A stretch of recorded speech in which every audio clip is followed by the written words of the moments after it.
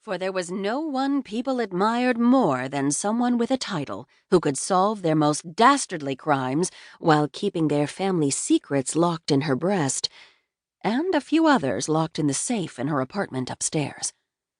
Phil headed toward the bank of bronze elevators where Egbert, her favorite operator, nodded and gestured her inside the cage. "Lovely day, Lady Dunbridge," he said in a melodious voice that always sounded like a song. "Indeed, Egbert. Do you think we'll have snow for Christmas?" "Perhaps." Phil opened her handbag and pulled out a brown paper cone of chestnuts. "I thought you might enjoy these." "Ah, roasted chestnuts. Thank you." Egbert quickly slipped off one white glove and took them from her. "Make sure you enjoy them while they're still hot," Phil said. He slipped them into his pocket and slid his hand back into his glove just as they reached the 5th floor. He opened the gate and waited for her to reach her door and let herself inside. All was quiet. She'd given her maid, Lily, and Preswick the day off to do their own shopping and to enjoy the festivities of the city. This would be their first Christmas as a household, and they were all looking forward to it. Preswick, after a rough start, had taken to life in Manhattan, and Lily was thriving. At least Phil thought she was.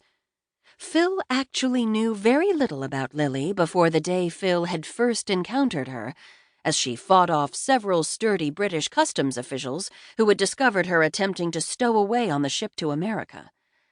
Recognizing a kindred spirit, Phil had paid her passage and hired her as a lady's maid, her own maid having refused to board the ship at the last minute. When she refused to give her name, Phil called her Lily because of her porcelain complexion. Preswick had done the rest. They'd become quite a team, the three of them. Phil unpinned her hat and tossed it and her handbag onto the occasional chair set next to the hall table. A white envelope lay on the floor by the door.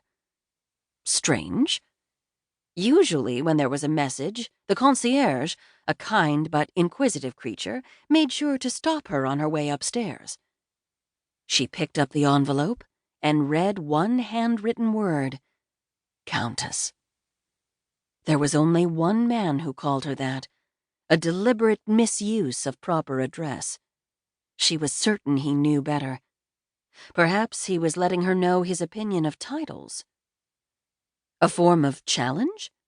Or, dare she hope, a term of affection? Whichever, it sent a thrill of excitement through her. She ripped open the envelope, let it fall to the ground as she perused the single sheet of paper. Theater Unique. 115, last row.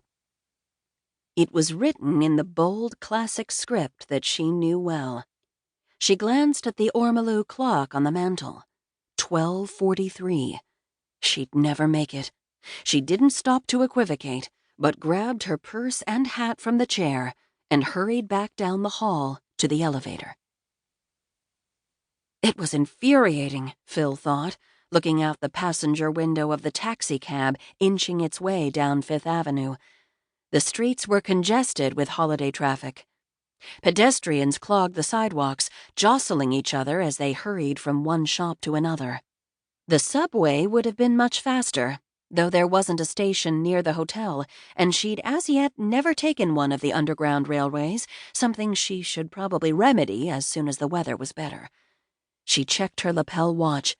Almost 1 o'clock. He could have given her more notice, or left the note with the concierge and saved her several lost minutes of going upstairs. But that was not Mr. X's way. Mr. X. She still didn't know his name or what he looked like, since he always appeared in disguise, when he bothered to appear at all. But though she might not know what he looked like, she knew how he felt, every luscious contour of him, until he disappeared, always before the light of dawn. She leaned forward and tapped on the glass window that separated her from the driver. "It's most urgent that we hurry," she explained. "You should have left earlier. It's Christmas time." It wasn't like she'd had a choice. Though she enjoyed the excitement of notes slipped under the door or left on pillows,